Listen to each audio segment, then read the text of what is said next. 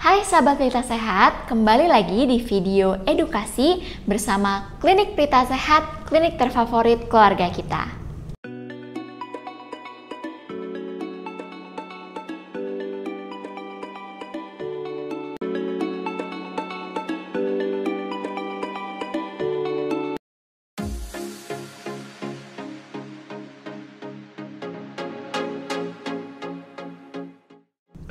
Hari ini kita akan membahas suatu penyakit yang populer nih di Indonesia dan pasti sahabat Prita Sehat udah pernah dengar.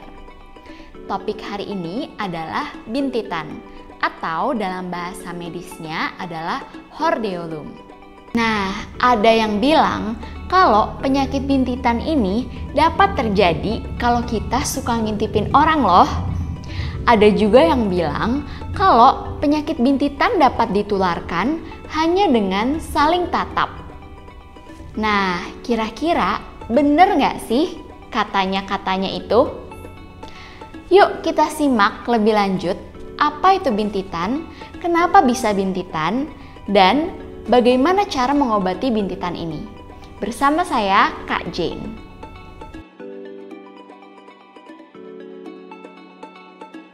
Bintitan itu sebenarnya merupakan peradangan ya atau infeksi yang terjadi pada kelopak mata.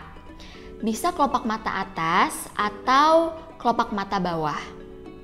Nah, biasanya peradangan atau infeksi ini disebabkan oleh bakteri. Umumnya bintitan terjadi pada salah satu kelopak mata.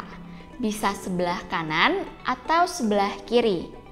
Jarang yang terjadi pada kedua belah kelopak mata. Namun, hal ini bukannya tidak mungkin ya. Nah, seperti yang tadi sudah disebutkan, bahwa penyebab dari peradangan atau infeksi ini karena bakteri. Jadi, tidak ada hubungannya dengan ngintipin orang ya. Gejala yang utama pastinya ada benjolannya ya di kelopak matanya, biasanya di tepi-tepinya.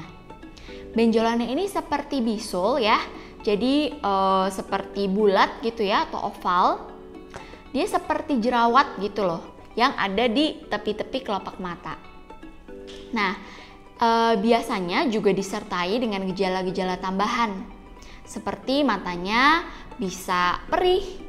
Terus juga sekelilingnya itu, sekeliling kelopak matanya dan sekeliling bisulnya itu biasanya merah. Matanya juga bisa berair dan saat pasien diminta menutup mata atau dia lagi memang menutup mata atau tidur gitu ya atau berkedip, biasanya terasa ada yang mengganjal.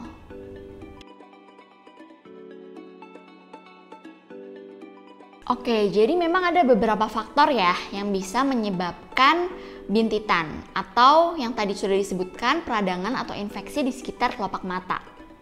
Jadi gimana nih caranya kok bakteri itu bisa sih ada dan menyebabkan peradangan di sekitar kelopak mata kita? Ada beberapa faktor nih teman-teman. Seperti yang pertama, misalnya kita menyentuh daerah kelopak mata atau sekitar mata saat tangan kita kotor. Yang kedua, saat kita memakai make up atau riasan wajah yang sudah kadaluarsa.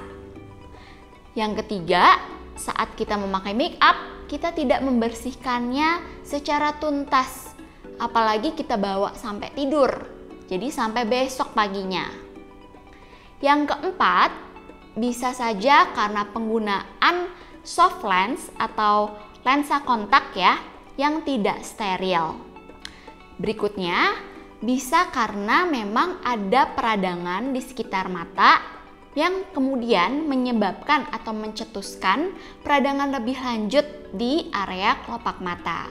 Biasanya memang penyebab bintitan ini erat kaitannya dengan higienitas yang buruk ya. Seperti yang tadi sudah disebutkan, nomor 1, kadang kita tidak cuci tangan kita kotor habis pegang hal-hal yang terkontaminasi, kemudian kita pegang-pegang area mata kita.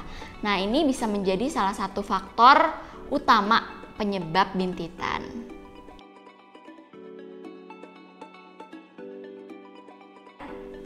Oke, biasanya bintitan atau benjolan gitu ya di kelopak mata kita itu nggak usah diapa-apain karena dia akan sembuh sendiri atau hilang sendiri dalam tempo kurang lebih 7 hari atau seminggu. Nah, sebaiknya saat memang ada benjolannya atau bisulnya atau bintitannya, ketika dia semakin besar, jangan dipencet ya. Karena kalau kita pencet-pencet karena gemes gitu ya, dan pecah akhirnya bisulnya, itu akan semakin parah. Dan justru penyembuhannya juga makin lama. Selain itu, kita bisa melakukan beberapa hal untuk merawat bintitan pada mata kita. Seperti contohnya, yang pasti kita harus menjaga kebersihan di area mata ya. Nah, ini bisa dilakukan dengan cuci muka dengan air, atau kalau diperlukan bisa menggunakan sabun yang bersifat gentle ya, atau lembut, tidak membuat iritasi. Dan juga untuk wanita-wanita yang memang biasanya pemakai make up, tolong dihindari dulu.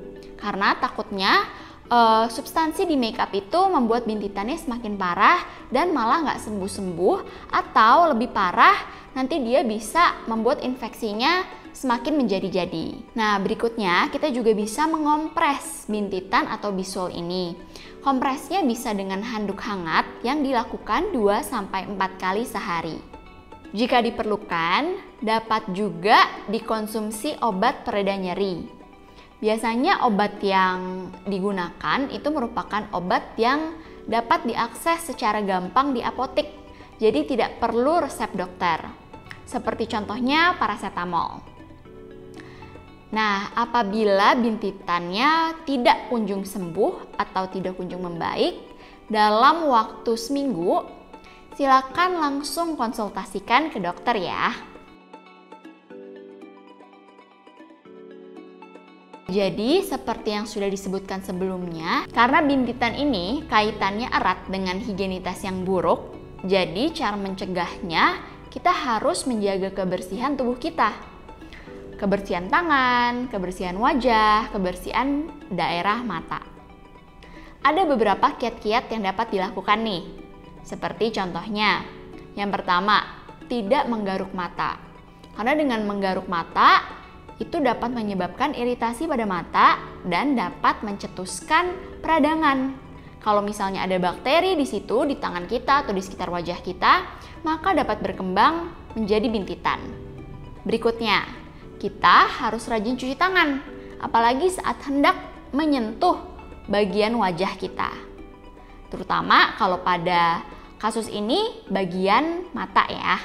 Berikutnya, untuk menjaga higienitas, memang sebaiknya kita tidak berbagi handuk ya. Apalagi dengan pasien yang sedang bintitan, karena dikhawatirkan bakterinya itu bisa menyebar lewat handuk itu. Berikutnya pemakaian kontak lensa ya, atau soft lens. Pastikan soft lens yang teman-teman gunakan itu pertama bersih, kedua belum expired atau belum kadaluarsa. Kemudian saat hendak menggunakan soft lens tersebut, pastikan sahabat-sahabat sudah mencuci tangan dengan baik sehingga tidak mencetuskan iritasi mata atau mencetuskan peradangan di sekitar mata.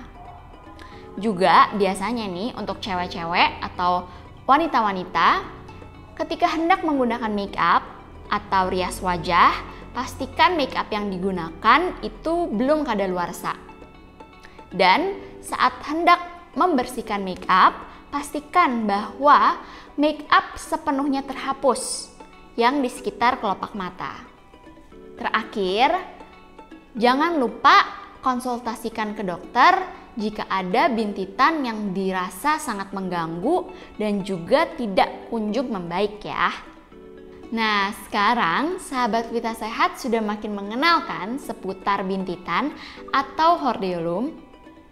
Kalau sahabat Vita Sehat ada mengalami gejala-gejala yang tadi sudah disebutkan, jangan ragu untuk langsung konsultasikan ke klinik Vita Sehat terdekat ya.